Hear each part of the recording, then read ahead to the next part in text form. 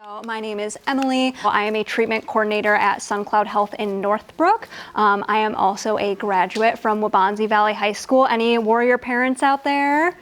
Okay, I know that we do have some Warrior parents out in the audience. My parents have joined today. And I do have to point out the irony of having parents attending a parenting seminar by your own child. I mean, if you think about it, who's the real expert in the room? So they'll be available for a Q&A afterward. I'm just kidding. I'm just really grateful to be here because, coming from District 204 and being back in the hometown, it really goes to show how a supportive school environment as well as supportive parents have really put me on a path to achieve all of my hopes and dreams. And one of my passions is talking about adolescent mental health. So I'm very grateful for the opportunity to talk to you all about my passion. And I hope that you all get something out of this presentation today. So some of the goals that we'll go over today, so we will talk a little bit about SunCloud Health and who we are. We'll talk all about the balanced lifestyle and what that means for you and your teen. We'll also go over some mental health signs and symptoms and also ways that you can support your teens and resources for families. All right, so a little bit about SunCloud Health. We are a partial hospitalization program and intensive outpatient program, so PHP and IOP. And if you're like, I have no idea what those acronyms mean, that is okay. So typically when you think of therapy, you might think of going to someone's office once a week for an hour, sit on a really comfy couch. That is the outpatient level of therapy. That is the lowest level of care. That next level of care is the IOP level of care. And for us, we offer it 3 to 5 days a week during the after school hours from 4 o'clock to 7 o'clock. And then that next level of care is our PHP level of care, and we offer it during the daytime, and that's from 9 o'clock to 3:30. We work with teens ages 12 to 18, and we have locations in Naperville, Northbrook, Chicago, and Maryland. So if you have family members out there, definitely recommend us. And finally, we treat a variety of mental health issues. So we work with anxiety, depression, mental health, substance use disorder, trauma, and eating disorders. So we're going to start things off with a little game. So I really like this activity to do with the teens because it talks a really good lesson about what it means to have balance in our lives. So I'm wondering if we could have 2 volunteers in the audience. Anybody feeling brave? Want to come up, try a little game? All right, we have one. Come on up or come on down if we're a game show host. All right, anybody else? Going to go head to head, little competition. Anybody? All right, come on over. Thank you so much. So we'll get the table out right here. Would you all like to introduce yourselves? It's okay if you don't want to. What is your name? I'm Claire. Claire, nice to meet you. Hi, I'm Areli. Marley? Areli. Areli, yes, nice to meet you as well. So how this game is going to work is that you'll see that there are 2 bags of rocks in front of you, and your challenge is to see how many rocks you can balance in one hand. So those are the expectations. You can only use one hand to balance the rocks. You cannot use 2 hands, and also you cannot cheat by going like this because a lot of kids will do that. Yes. Okay. All right. So we'll give it about like 30 seconds to a minute. See how many that you can fit into one hand. Any questions? All right. And let's do it in 3, 2, 1, go. Bigger than yours, and I have an advantage. I was thinking that. Oh boy. It's gotta be a mess. All right. Give it like 10 more seconds.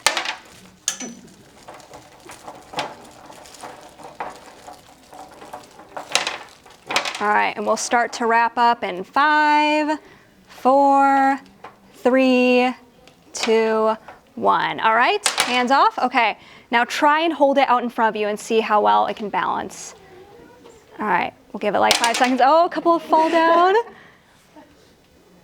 Okay, you are welcome if you want to count the rocks, if you want to make it a competition, but I know that there's a lot of rocks, so we'll trust that you're able to balance a lot. So you're welcome to put the rocks down.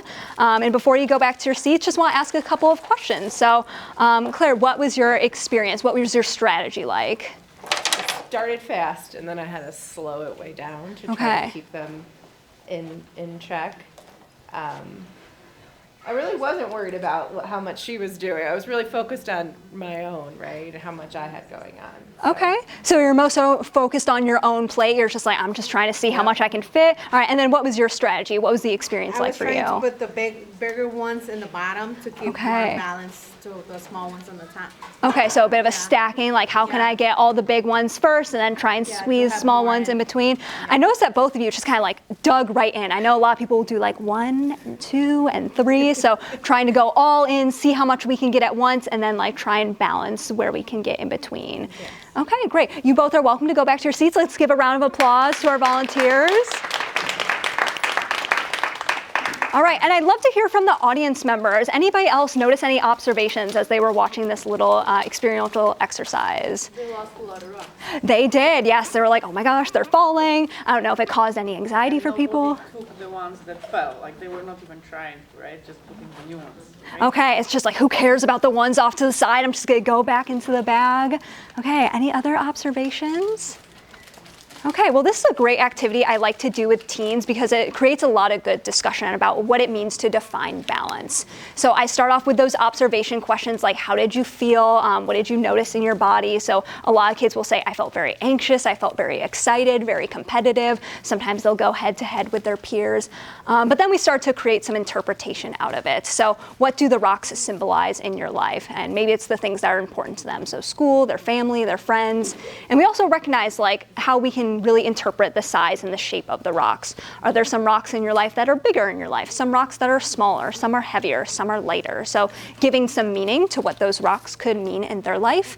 And then finally connecting it to the real world. So I always like to tell kids, is balance about doing 100% of the time? Because you'll notice how everybody just like dives in right away, see how much they could do all at once. But if we have that approach to everything in life, we're very likely to lead to burnout and more stress.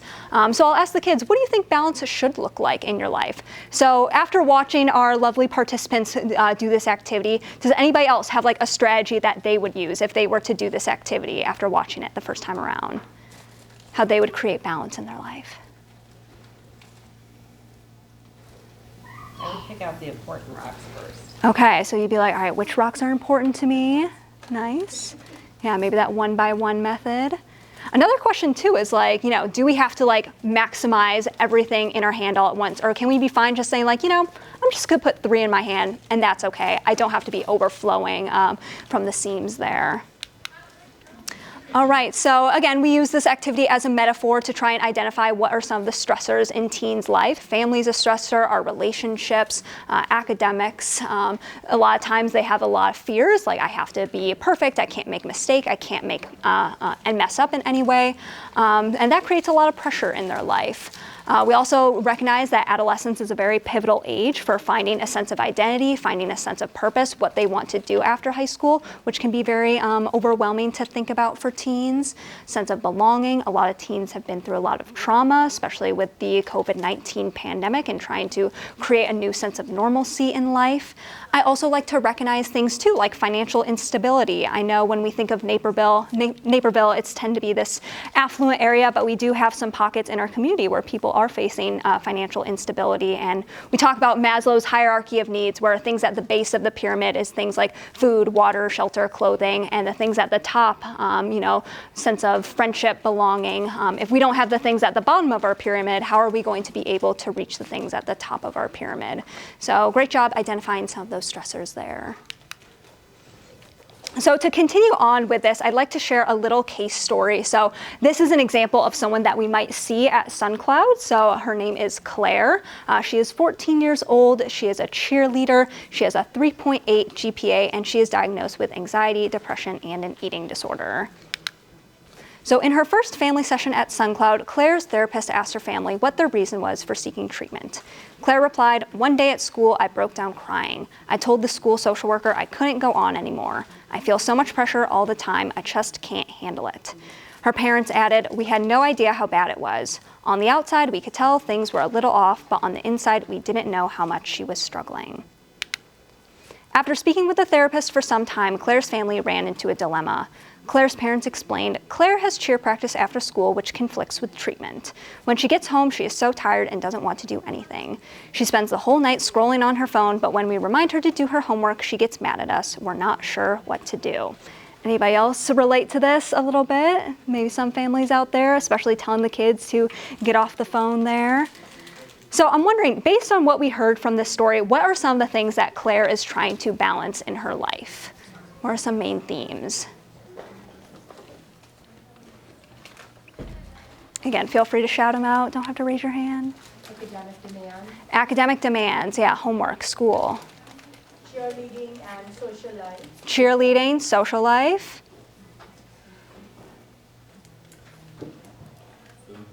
Food, yeah, let's not forget the piece about the eating disorder. If she's not able to fuel her body, how is she going to be able to stay focused for her academics and have the physical strength to do cheerleading? Or screen time. Screen time, yes, the phones.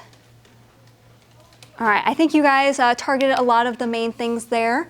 Oh, and then we'll add this slide here. So the family continued. We know she needs treatment, but cheer is also important to her. We're worried if she doesn't have cheer, her mental health will get worse. And what do you think about the phone? Should we be taking it from her?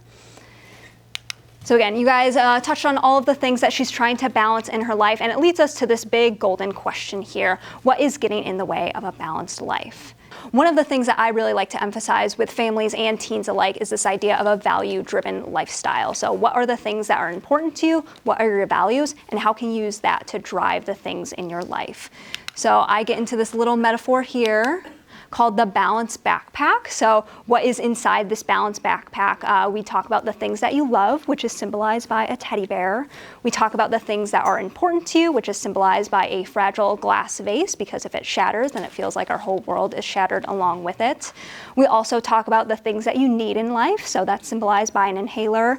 And then finally, recognizing the things that do weigh us down in life, and that's symbolized by a bowling ball. And usually when I get to the bowling ball part, a lot of kids will be like, a bowling ball? Like, I don't want a bowling ball in my backpack. Like me, a bowling ball, I don't have that. And I'm like, okay, no, we have to recognize that we're all going to have bowling balls in our life. Maybe your bowling ball is the size of a marble, or maybe you're like, Emily, not only do I have the bowling ball, but I have the whole bowling alley in my backpack. So being able to tell teens that, like, you know, it's okay to have a healthy amount of stress, because we need to have those things in our life to help us build strength and resilience. So being able to acknowledge all of these factors here. So, all right, so again, this was something that I did with the teens and what they wrote down. So again, you guys touched on a lot of those things already. So family, friends, school, extracurriculars, mental health, their social media, all that good stuff there.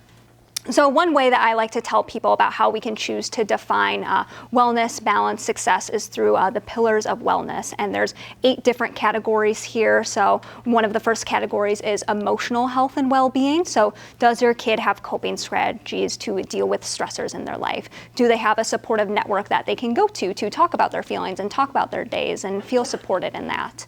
Another is spiritual, and that doesn't necessarily mean religious, although it can, but does your child feel like there's a sense of purpose in their life? Do they feel connected to their community, to nature? Do they volunteer? Like, do they have something in their life that gets them excited each and every day to go out into the world? Intellectual, and again, this could mean school, but it could also mean like having some interesting hobbies that are stimulating their brain, that are helping them feel excited about learning and challenge their thinking. Another is physical, which I think is pretty straightforward. So are they getting enough sleep? Are they getting enough nutrients? Are they taking some time to go outside? Because I know there are some kids out there that do not see the sunlight. So making sure that they're taking care of their physical health. Environmental, so what does their physical space look like? I've had some kids tell me like, Emily, I'm just having a hard time doing my homework, and then I can't sleep at night. I'm like, okay, well, like, tell me about your study space. Like, where are you doing your homework? In my bed. Like, okay, that probably says a lot. Like, it's important to separate like your homework life and your sleep life, because when it's all connected there, it's going to interfere with one another. So having that cleaned off desk space to focus on your homework, and then when you are done with your homework, you feel like you can put that away and then go off and do all the other things in your life that are important to you. Financial, again, like to recognize financial stability being very important to childhood development. So making sure that their basic resources are met of getting food, shelter, clothing, and things like that. Occupational, most kids might have a part-time job, but for the most part, school is their main job. So making sure that they feel connected into the school, they're completing their homework on time, and doing the things that they need to do to be successful in school. Then finally, social life. So that's spending time with friends, spending time with family, feeling like they are connected to the people in their life and that they matter and belong in those spaces. All right, this is a very helpful guide that I like to share with families as well. You're welcome to take out the phones. I will step away so you can scan the QR code. So it kind of dives deeper into the 8 pillars of wellness, breaks them down by each category, gives a definition of what they mean, and then there are exercises of how you can improve in those areas in your life and come up with an action plan to make sure that you're meeting goals in that area. I like to throw in a little bit of data just to share more about youth mental health trends. I don't like to spend too much time on this slide because honestly the numbers are very bleak. But overall the main message that is trying to be conveyed here is that things are not trending in a good direction. Things are getting worse. The levels of anxiety and depression are increasing. But the really serious part about this conversation is that these topics are truly a life or death matter. We have a lot of kids that unfortunately feel like they cannot talk about their mental health struggles. So they reach a point where they think about wanting to end their life. And I think what's important is that we have some preventative strategies to tell kids that, like, you know, your life does matter and that we can work through this because suicide is preventable. And how can we work together as a community to make sure that we are protecting children's lives? So going into that, we can talk about some signs and symptoms that we can talk about to intervene on our child's mental health. So we like to talk about the big cognitive behavioral triangle, CBT triangle. So the big 3 is our thoughts, feelings, and behaviors. So our emotions, what do you notice in your child? You are the ones that see them each and every day. So are you noticing that they are more irritable, more sad, more angry? Do they feel hopeless, worthless? Is there a change in their mood?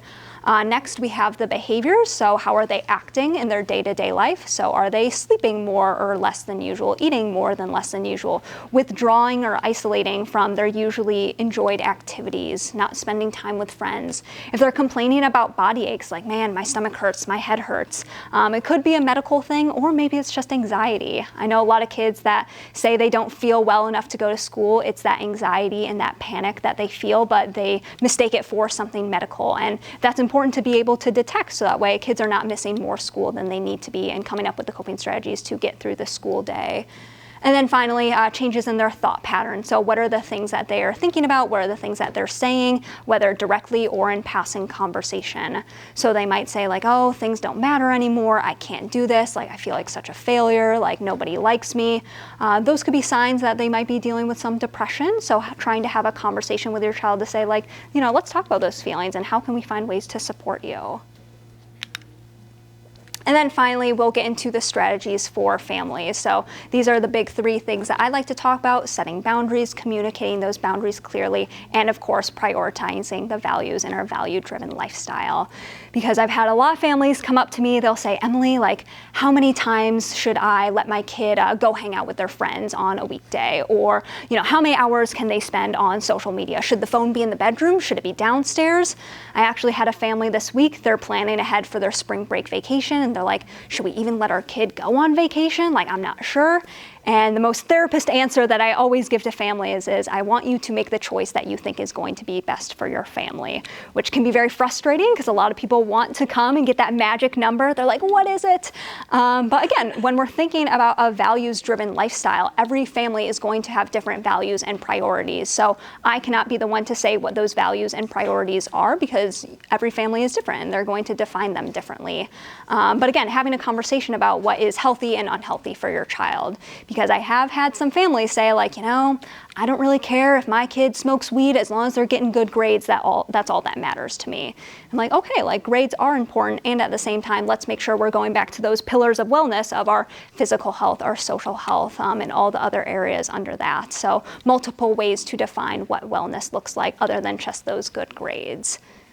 And then finally, if you're looking for resources in the community, all of the major high schools in District 204 have a mental health website. So on those websites, there will be links to community referrals for therapists, as well as like resources for hospitals should your child need that. And of course, if you're not sure who to go to, please reach out to your school social workers. They have such a wealth of knowledge and they know what the resources are in the community, and they'd be happy to set you up with some of those referrals.